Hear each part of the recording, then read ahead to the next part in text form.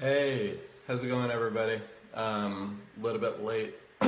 Sorry about that. It's 5:06 in the morning, and it looks like we are live again in New York.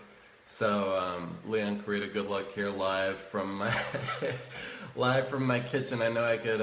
I wish I could say something cooler, but I can't. So.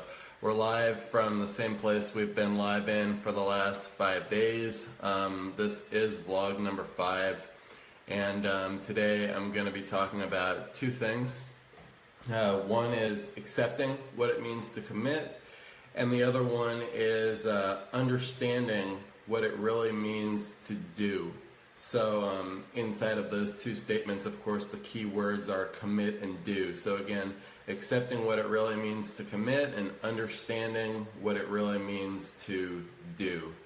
Now, just to kind of review a little bit, I started this vlog on Monday, so it's Friday now, so we're still going strong, trying to keep my word.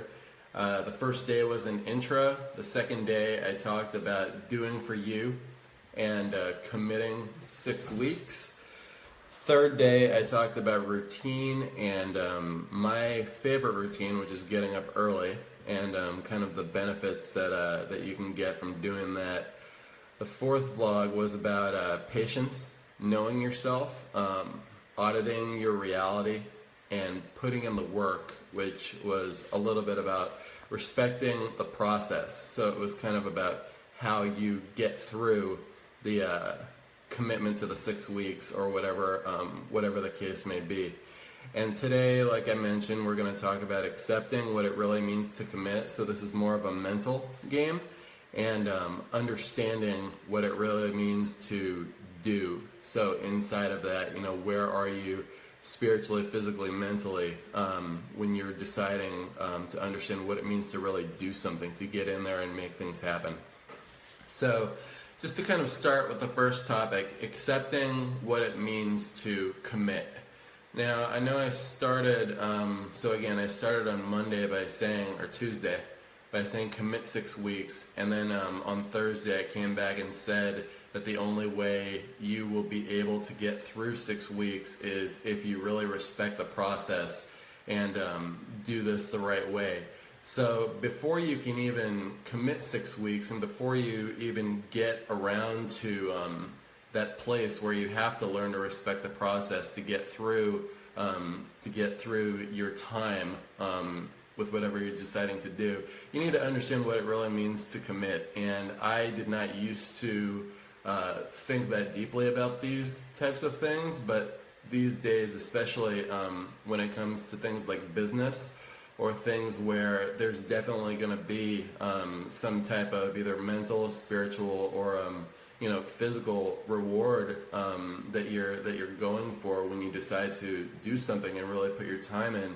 You really need to start off by thinking deeply about how you need to commit to whatever that thing is. A lot of people, they're ready and raring to go as long as it's easy, right? So everyone, I'll go back to 2 examples that I've been using over the course of the week. Everyone is ready to get into the gym as long as we only have to stay there for 30 minutes. And they can eat their piece of string cheese or their stick of beef jerky, or drink that Powerade sugar water while they're in there.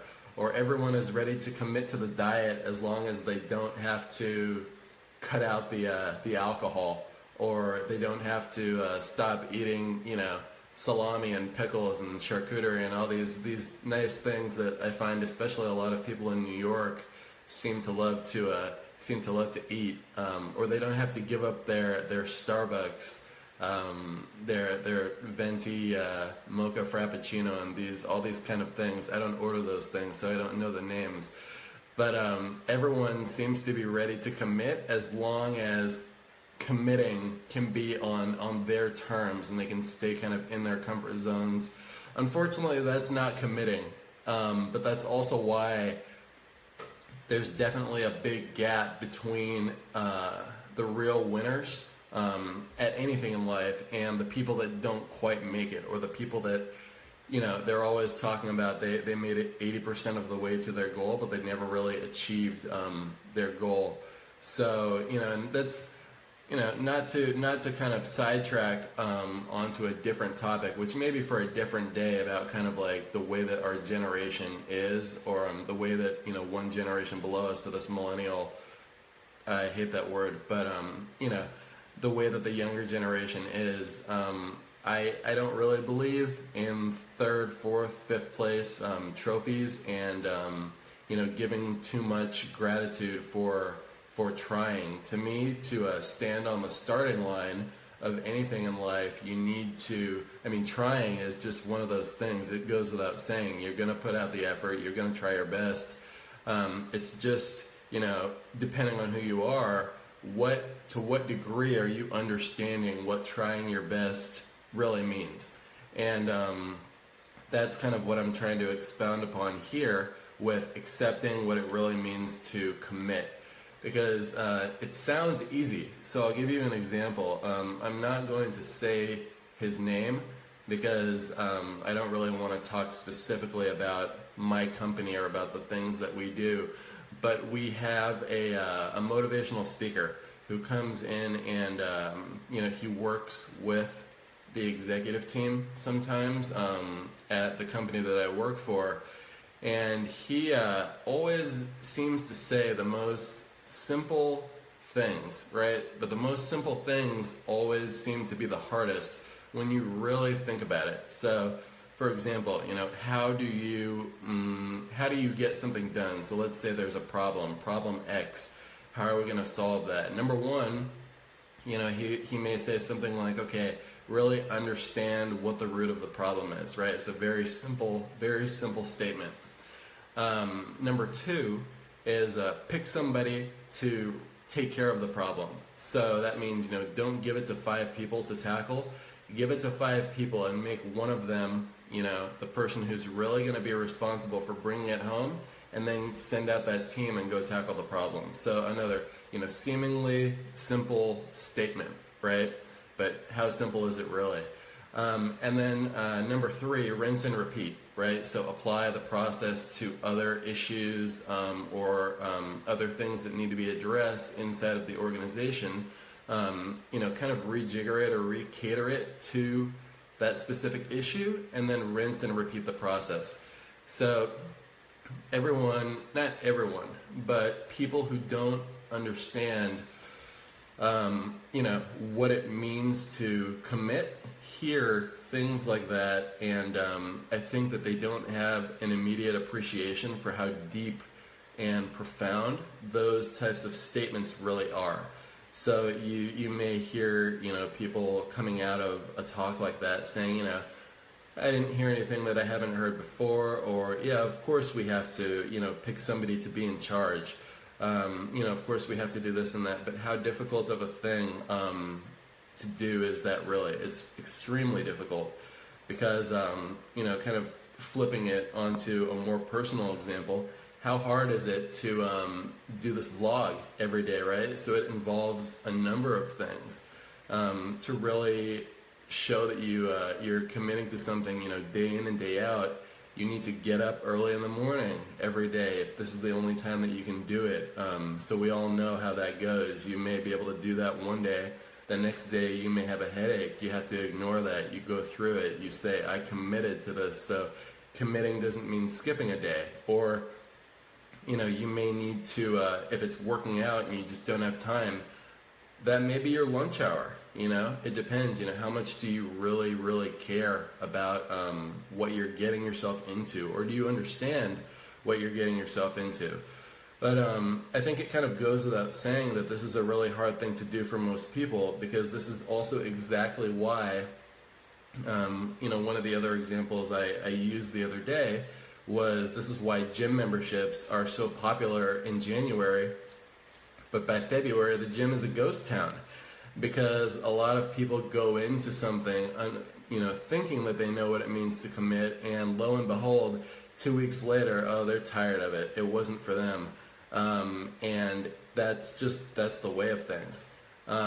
It's not necessarily a bad thing. for the people who do decide to really, really commit and do something, to put in the work, put in the effort, because then you'll succeed. If, I say this to everyone, but then I also know in the back of my mind that it's a lot easier. It's not easier because committing is harder, but if you do decide to commit, it's a lot easier to win than it would be if every single person on the face of the earth really, really, really knew and accepted what it meant to commit and committed to everything they were doing, because then there would be a lot more competition. So if you think that the space that you're in or the thing that you love to do is saturated now, pro sports leagues or academia, or maybe you're an influencer, or maybe you love to, maybe you have a hobby and you compete and do something. Well, if you do that against 20 people, those are probably the people that decided to show up to work. But imagine if every single person on the face of the earth decided to show up. It might be a lot harder to distinguish yourself. So, to kind of close on that topic and segue into the next, one thing that I always assume and that a lot of other people in business say is, if you tell or advise 100 people to do something, 90 of them will listen, so 10 of them won't even have been paying attention. Of the 90, 70 of them will think about doing it. 10 of them will actually try it, so that gets you to the 10 people. And 10 of them will try it and they'll quit right off the bat.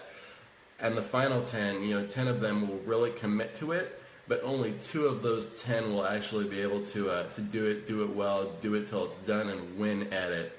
So, people kind of fall off as the air gets thinner, as you have to keep on expounding on things and putting out that effort.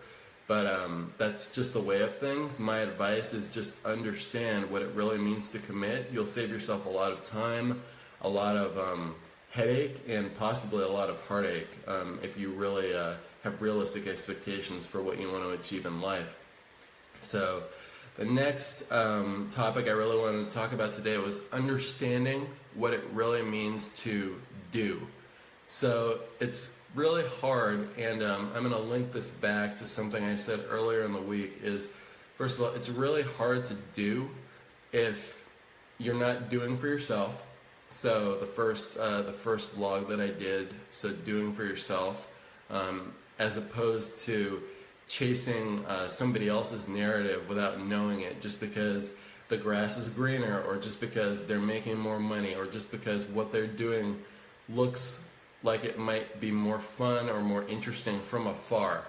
But just because things are more interesting, or they're moving faster than you, or they're making more money, that's the way of things. Everything is not the same. So if your passion is teaching, or if your passion is cooking, well, of course there are a million ways that you could make a living or be happy doing those things. But are those two things the same as being a financier on Wall Street? No. So, sitting around every day and saying, oh, this is my passion, but why can't I make as much as this person doing this? Or this is my passion, but oh, that person over there on the other side of the hill looks like they're having way more fun. It's not going to do you any good to take the blinders off and look at life that way.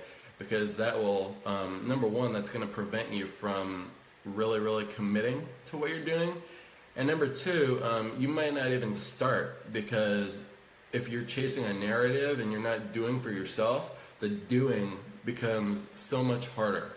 So the next part of that is turning ideas into action. So this was really, really hard for me a lot of my early life.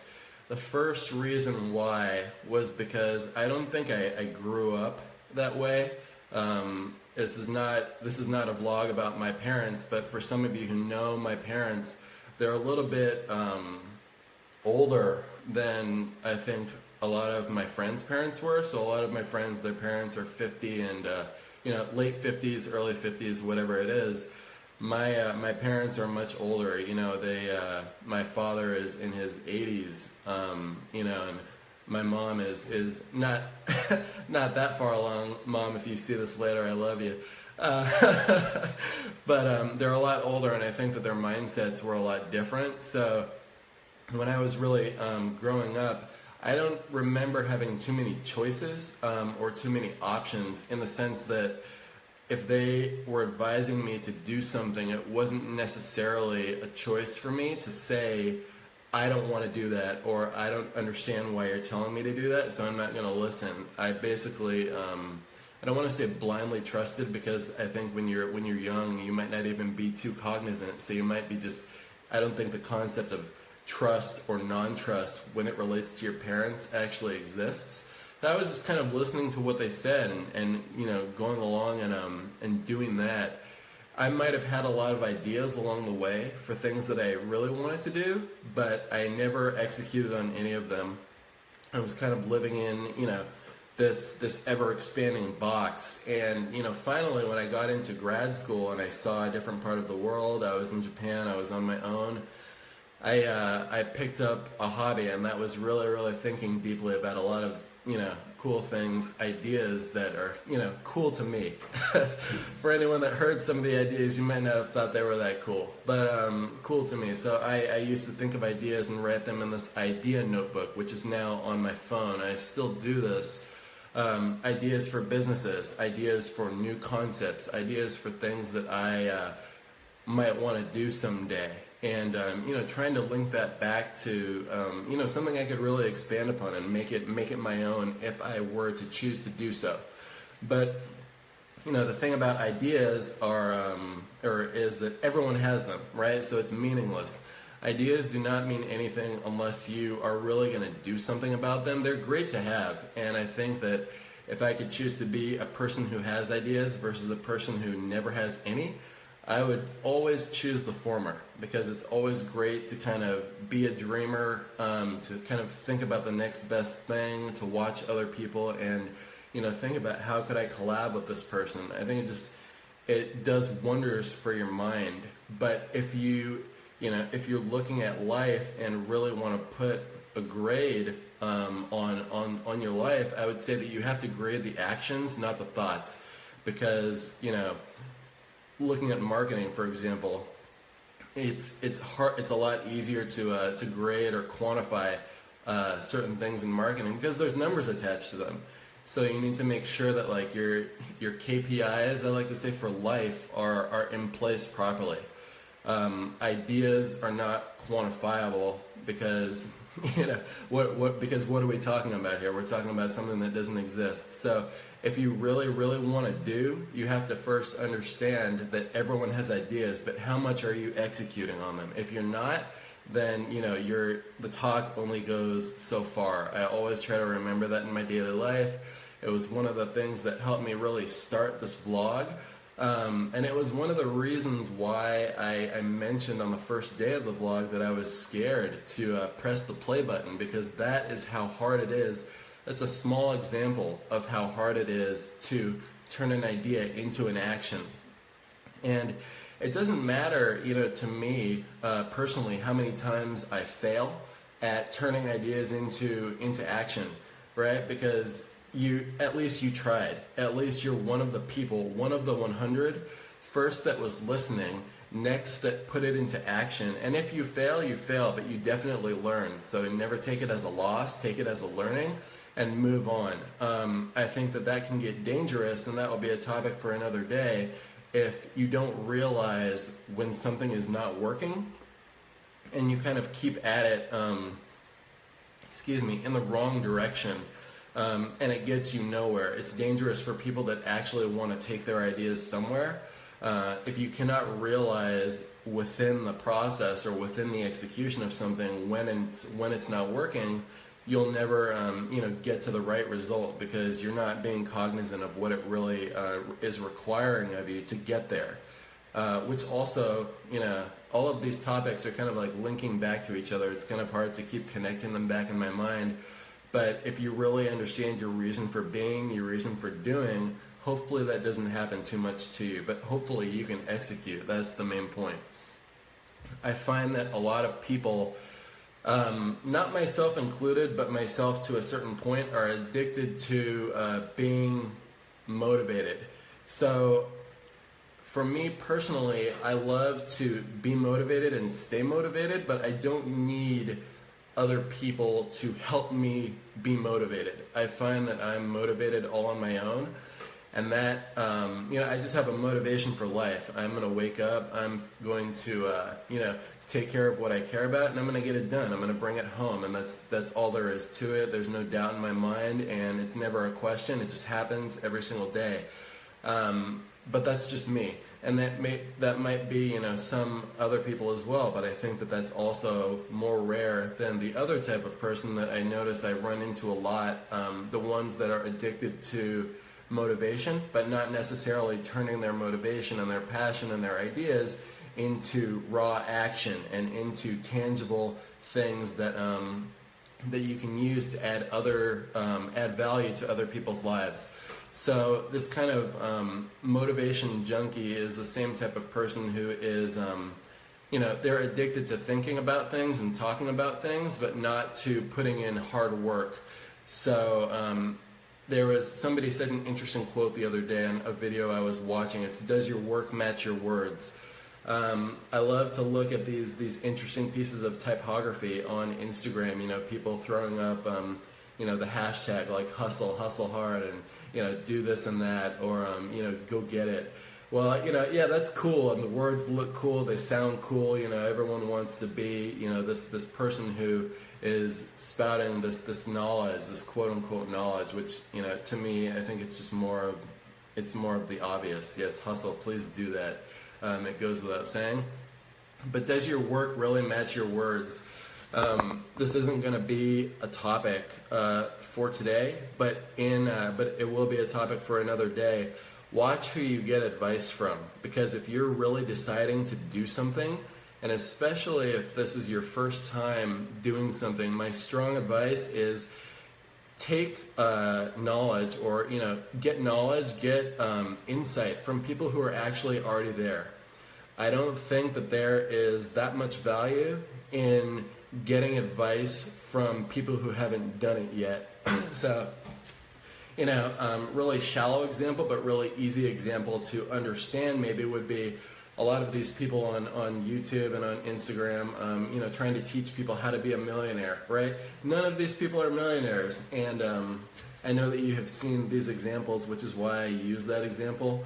But when you're looking for a mentor, when you're looking for a coach, when you're looking for ideas, and you want to come correct, make sure that you're looking at the people who have actually done or are actually doing what you really want to do. Otherwise, it doesn't matter how good your idea is. If you're looking at somebody who is taking the wrong actions, then when you put those words into action, it might really not turn out for the best. So make sure that you're watching the right people, and you're taking in the right kind of vibes from everything around you. Watch the people who are doing what you want to do, the people who are where you want to be, and you'll be that much closer to getting there. Now, that doesn't mean that does not mean don't listen to other people, because I find that everyone has a value add, and you should definitely care about what everyone around you is saying. That's part of life. So it doesn't mean, shut out people who don't have anything to offer you in terms of, information that you seek or helping you along the path to your goal. I think that so a good example of this is in the gym, right? So I know some of you don't care about the gym at all, and I'm sorry that I keep using that example, but it's just so easy. So another reason I love being in the gym is because it's such a motivational place, right? So for me, while I may take advice from a trainer on how to do a certain exercise or how to get, through a wall that I'm hitting, that doesn't mean that I'm not talking with anyone else in there who has just gotten in there. It's their first day, they've never worked out before, or they're in the middle of, fixing something about themselves, or they're on their way to their goal. More often than not, those people are the most awesome people because they're just like you, right? If I wasn't, if I wasn't still on the road to my goals, then I'd be talking to you about how I had already achieved my goals. So me being somebody already, I'm not there yet. Me being somebody who's in the middle of the process, it's only natural that I would love hearing from and being around and watching other people who are in the process. It might mean that I don't take advice from them, but there's definitely something meaningful in relationships with other people who are going through it just like you. You can, I don't want to say feed off of, because that's kind of like it sounds a little bit lecherous in the sense that you're just taking from someone else, but you can definitely get motivation and keep it by being around other people who are motivated, who are going in the same direction you are.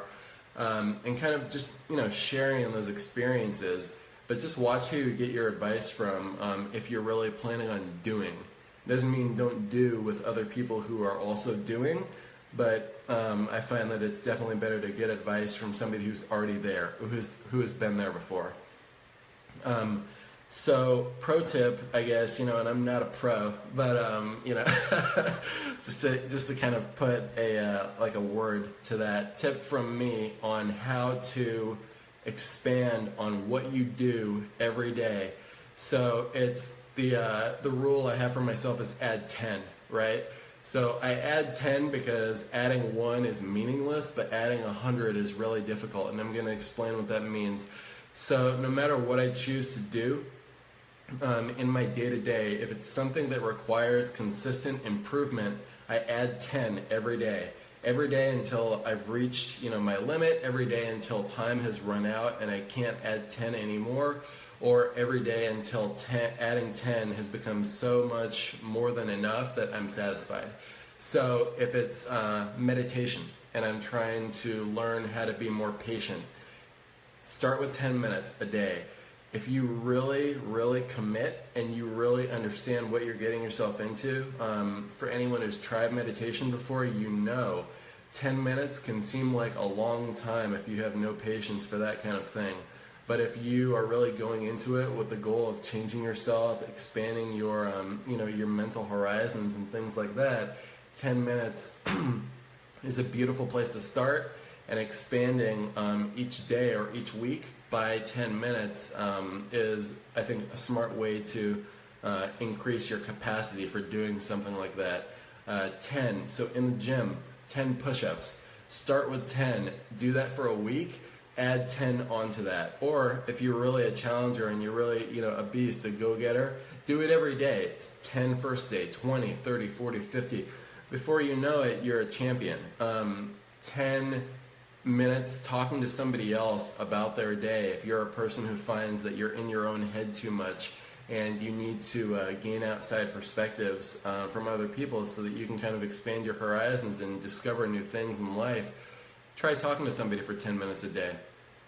Then, do that for a month. Talk to somebody new every day for a month for 10 minutes and see where you are at the end of a month. Completely different place, I guarantee you.